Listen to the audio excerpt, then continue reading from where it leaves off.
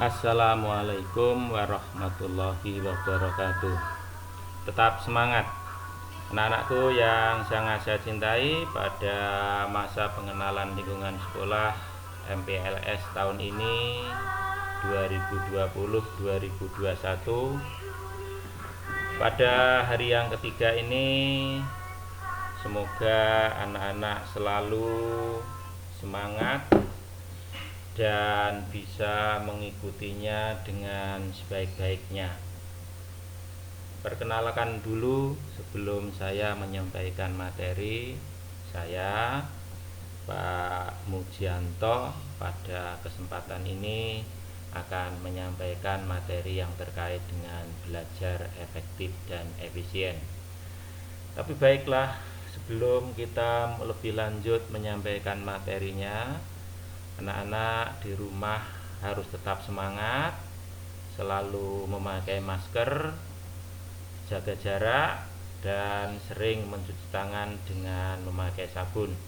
Itulah diantara upaya kita agar tidak tertular oleh COVID-19 sehingga kita tetap sehat.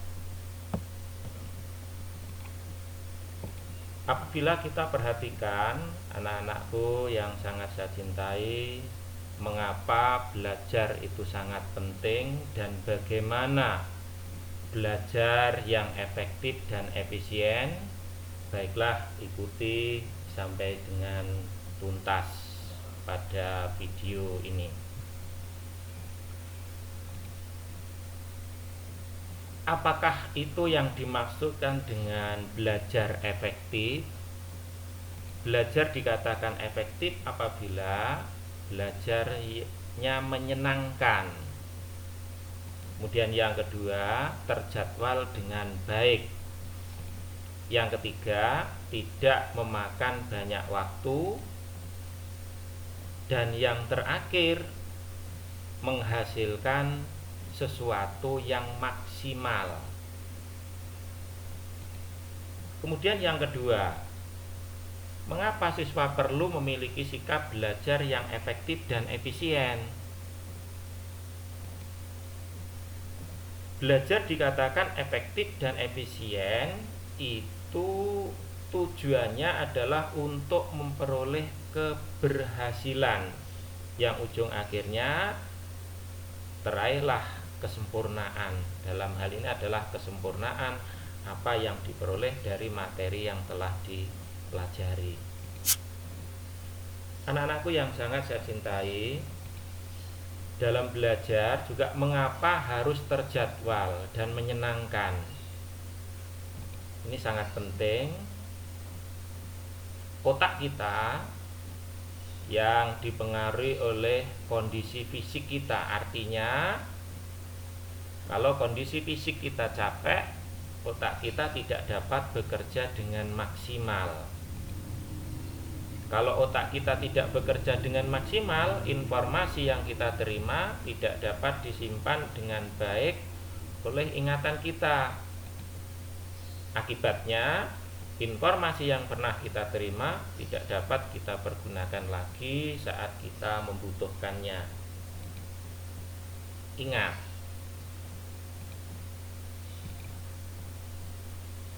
Ingat bahwa belajar kebut semalam suntuk tidak efektif dan tidak bermanfaat buat siswa. Jadi, kalau masih ada di antara kalian hanya mau belajar sewaktu hanya akan ulangan, berarti itu tidak tepat. Belajar yang baik adalah terjadwal, rutin, dan teratur. Itulah dikatakan efektif. Selanjutnya, apa yang harus diperhatikan dalam belajar efektif? Anak-anakku yang sangat cintai, perhatikan dirimu sendiri, bagaimana emosimu. Karena emosi yang positif itulah nanti yang akan menunjang kekuatan otak. Kekuatan otak akan menghasilkan keberhasilan, dan keberhasilan itulah nanti yang akan menghasilkan kehormatan diri atau prestis bagi anak-anak sendiri. Masih perhatikan pada dirimu sendiri, tanyakan pada dirimu, apa manfaat bagiku. Maksudnya, dalam akan kita belajar, kita bisa merenung apa manfaat dari yang kamu lakukan, yaitu belajar tersebut. Perhatikan dirimu, temukan gaya belajarmu agar memperoleh hasil yang maksimum. Karena gaya belajar yang pas itulah nanti yang akan menunjang keberhasilan anak-anakku semua. Anak-anak, sewaktu kamu belajar, apakah kamu suka mencoret-coret ketika bicara di telepon? Apakah kamu berbicara dengan cepat? Ataukah kamu lebih suka melihat peta daripada mendengarkan penjelasan? Maka kalau demikian, gaya belajarmu berarti gaya visual. Masih pertanyakan pada dirimu, apakah kamu suka berbicara sendiri? Apakah kamu menyukai ceramah atau seminar daripada membaca buku? Atau apakah kamu lebih suka berbicara daripada menulis? Maka kalau demikian, kamu termasuk memiliki gaya belajar auditorial. Berikutnya, masih pertanyakan pada dirimu dalam hal untuk mencari gaya belajarmu. Apakah kamu berpikir lebih baik ketika kamu bergerak atau berjalan? Apakah kamu banyak menggerakkan anggota tubuh ketika bicara? Atau apakah kamu merasa sulit untuk duduk diam? Maka kalau yang terjadi demikian, gaya belajarmu adalah gaya belajar kinestetik. Masih perhatikan dirimu dari 3 gaya belajar tadi, bagaimana kemampuan belajar kamu? Berapa lama waktu yang kamu butuhkan? Maka dari 2 pertanyaan itu, apabila kamu bisa menjawabnya, kamu perlu memperhatikan lingkungan. Artinya, di antara kamu mempunyai kebiasaan yang berbeda dalam belajar. Mungkin ada yang belajar sambil mendengarkan musik, tapi sebaliknya ada teman yang lain tidak bisa belajar kalau ada musik. Maka pilihlah tempat yang menurutmu nyaman. Apabila dengan mendengar musik, denyut nadimu, tekanan darahmu meningkat, gelombang otak semakin cepat, otot-otot menegang, berarti kamu sulit konsen, berarti kamu tidak bisa belajar dengan ada suara, perlu tempat yang tenang, lingkungan yang tenang. Tapi sebaliknya, apabila dengan musik, kan darahmu menurun, gelombang otak melambat, otot-otot relaks, berarti kamu bisa konsen dengan sambil mendengar musik. Itulah berarti berbeda antara anak yang satu dengan yang lainnya. Selanjutnya, teknik apa yang kamu gunakan di dalam belajar? Mungkin kamu bisa mencatat dengan bebas, kemudian mungkin bisa peta pikiran, teknik memanfaatkan keseluruhan otak untuk membentuk pesan, sering mengingat informasi dalam bentuk gambar, bentuk-bentuk suara, maka teknik peta pikiran sangat efektif. Contoh, mari kita perhatikan peta pikiran berikut. Nah, peta sukses belajar. Sebelum belajar harus sudah ada motivasi, sudah menemukan gaya belajarnya, kemudian melakukan senam otak. Sukses belajar harus dilakukan melalui proses belajarnya. Ingat, teknik mencatat bebas, mungkin peta pikiran, memperhatikan lingkungan, ada istirahat, posisi tubuh juga jangan diabaikan. Yang terpenting harus juga berdoa pada Allah Subhanahu wa taala. Maka setelah belajar agar kita nanti selalu sukses, kita juga harus melakukan relaksasi, senam otak, teknik memori. Dengan ini, dengan contoh peta pikiran ini, diharapkan anak-anak untuk selanjutnya nanti, setelah sekarang berada satu tingkat lebih tinggi yaitu di SMP, nanti bisa menemukan gaya belajar yang terbaik, sehingga ujung akhirnya nanti memperoleh kemampuan dalam belajar sesuai dengan yang diinginkan. Kemudian apalagi yang perlu diperhatikan?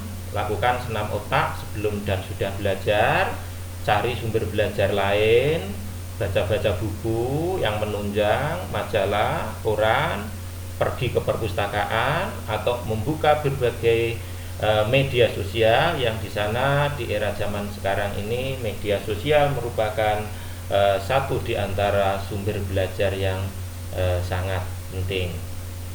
Pengaturan jadwal belajar yang efektif, pedomannya perhatikan waktumu, bagaimana kamu menghabiskan waktumu, kapan kamu habiskan waktumu dengan sia-sia, dan kapan kamu dapat belajar dengan baik. Ini betul-betul harus kamu pertimbangkan dengan sebaik-baiknya. Rencana jadwal yang efektif. Beri waktu yang cukup untuk tidur, makan, dan kegiatan hiburan. Artinya, kita akan bisa belajar dengan efektif apabila seimbang antara waktu yang kita perlukan untuk belajar, waktu untuk istirahat, dan juga pola dan menu makan yang cukup. Di samping itu juga perlu adanya hiburan atau istirahat. Kemudian yang kedua, prioritaskan tugas-tugasmu. Yang ketiga, luangkan waktu untuk diskusi atau mengulang bahan sebelum masuk kelas. Kemudian atur waktu ulang langsung bahan pelajaran setelah di kelas. Ingat bahwa kemungkinan terbesar untuk lupa terjadi dalam waktu 24 jam tanpa review. Jadwalkan waktumu, misalnya 50 menit untuk setiap sesi belajar. Pilih tempat yang nyaman, tidak mengganggu konsentrasi untuk belajar. Rencanakan juga deadline, ini dalam mengejar target waktu. Kemudian jadwalkan waktu belajarmu sebanyak mungkin, bisa pagi, siang, maupun sore. Jadwalkan review bahan pelajaran mingguan. Kemudian yang terakhir, hati-hati jangan sampai diperbudak oleh jadwalmu sendiri. Selanjutnya, akan efektif apabila kita membuat rencana belajar. Sebelum kamu menyusun rencana belajar, jawablah pertanyaan-pertanyaan berikut. Apakah kamu sudah membaca, bercerita, atau menghafal? Kamu lebih suka belajar kelompok atau belajar sendiri? Apakah kamu tahu teknik mencatat yang baik? Kamu butuh banyak atau sedikit waktu untuk belajar? Apakah kamu membaca sumber lain selain buku pelajaran? Atau apakah kebiasaan belajarmu dapat membantumu sukses? apa yang akan kamu lakukan sekarang? Pada saat belajar, apakah kamu berhenti untuk meringkas? Apakah kamu bertanya jika tidak mengerti? Apakah kamu melakukan evaluasi? Apakah kamu perlu mendiskusikan dengan teman-teman? Apakah kamu harus mempercepat atau memperlambat? Atau apakah kamu mengandalkan sumber belajar saja atau menggunakan sumber lain? Apakah kerjaan kamu benar? Apa kamu bisa mengerjakan lebih baik? Atau apakah kamu disiplin di dalam belajar? Dari pertanyaan-pertanyaan itu, apabila kamu bisa menyimpulkan, menjawab, maka selanjutnya itulah nanti yang kamu insya Allah akan bisa menjadi orang yang sukses. Kiranya demikian yang Bapak sampaikan. Kurang lebihnya mohon maaf. Saya akhiri, wassalamualaikum warahmatullahi wabarakatuh.